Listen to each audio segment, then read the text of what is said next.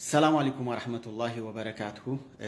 ዛሬ ደግሞ የማስታወስ ችሎታችንን የሚጨምሩ ምግቦችን የተወሰኑትን ልንገራችሁ ብዬ ነው። እንግዲህ የማስታወስ ችሎታችንን በአመጋገብ መጨመር ይቻላል፣ በተለያዩ ልምዶች መጨመር ይቻላል፣ ወይም ደግሞ እንቅልፋችንን በማስተካከል የማስታወስ ችሎታችንን ማሳደግ እንችላለን። ዛሬ ልነግራችሁ የፈለኩት ግን ምን አይነት ምግቦች የማስታወስ ችሎታችንን ይጨምራሉ የሚሉትን ነው። አንደኛ ውሃ እንግዲህ ሰውነታችን 65 ከመቶ የሚሆነው የሰውነታችን ክብደት ከውሃ የተገነባ ነው። ይህን ውሃ ደግሞ በቀን ውስጥ በተለያየ ምክንያት ከሰውነታችን ይወገዳል። በሽንት ሊወገድ ይችላል፣ በትንፋሻችን ሊወገድ ይችላል፣ በላብ ሊወገድ ይችላል። ይህን የተወገደውን ውሃ ተመጣጣኝ ውሃ በመውሰድ እና በመተካት የአካላዊ ጤንነታችንንና የአእምሮ ጤንነታችንን በመጠበቅ የማስታወስ ችሎታችንን ከፍ ማድረግ እንችላለን ማለት ነው። ስለዚህ በቀን ውስጥ በቂ ውሃ ማግኘት የማስታወስ ችሎታችንን ለመጨመር ዲባቴ ካለ ለማስወገድ ከሚረዱን መንገዶች ውስጥ አንዱ ነው ማለት ነው። ሁለተኛ አሳ ነው። አሳ እንግዲህ በውስጡ ኦሜጋ ስሪ ስላለው ይሄ ኦሜጋ ስሪ የነርቭ ሴሎቻችን እንዳይጎዱ በማድረግ የማስታወስ ችሎታችንን እንዲጨምር ያደርጋል ማለት ነው። ሁለተኛ ለውዝ ነው። ለውዝ እንግዲህ በውስጡ የተለያዩ የአእምሮ ጤናን የሚጠብቁ ንጥረ ነገሮችና ቪታሚኖች አሉት። በተለይም ደግሞ ቪታሚን ቢ6 ስለያዘ የነርቭ ሴሎቻችን እንዳይጎዱ በማድረግ የማስታወስ ችሎታችንን ከፍ ያደርጋል ማለት ነው።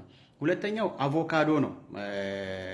አራተኛው ማለት ነው አቮካዶ። እንግዲህ አቮካዶ የተለያየ ፋቲ አሲድ በውስጡ ስላለው ይሄ ፋቲ አሲድ የማስታወስ ችሎታችንን ይጨምራል ማለት ነው። አምስተኛ ቀይ ሽንኩርት። እንግዲህ ቀይ ሽንኩርት አንቲኦክሲዳንት በውስጡ ስለያዘ የማስታወስ ችሎታችንን ከፍ ለማድረግ ከሚረዱን ምግቦች ውስጥ አንዱ ነው ማለት ነው። አፕልም እንዲሁ አንቲኦክሲዳንት ስላለው የማስታወስ ችሎታችንን ለመጨመር ከሚጠቅሙን ነገሮች ውስጥ አንዱ ነው። ሰባተኛ ቀይ ስር ነው።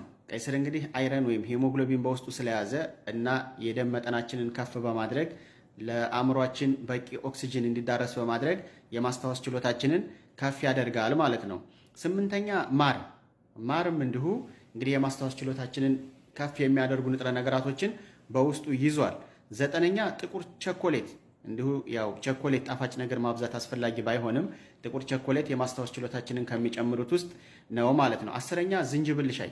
የዝንጅብል ሻይም እንዲሁ በውስጡ የማስታወስ ችሎታን ከፍ የሚያደርጉ ንጥረ ነገሮችን በውስጡ የያዘ ስለሆነ የማስታወስ ችሎታችንን ከፍ ለማድረግ ከሚጠቅሙን ውስጥ ነው ማለት ነው። ስለዚህ አንደኛ ውሃ፣ ሁለተኛ አሳ፣ ሶስተኛ ለውዝ፣ አራተኛ አቮካዶ፣ አምስተኛ ቀይ ሽንኩርት፣ ስድስተኛ አፕል፣ ሰባተኛ ቀይ ስር፣ ስምንተኛ ማር፣ ዘጠነኛ ጥቁር ቸኮሌት፣ አስረኛ የዝንጅብል ሻይ። እነዚህ እንግዲህ የማስታወስ ችሎታችንን ከፍ ለማድረግ የሚረዱን የምግብ አይነቶች ናቸው ማለት ነው።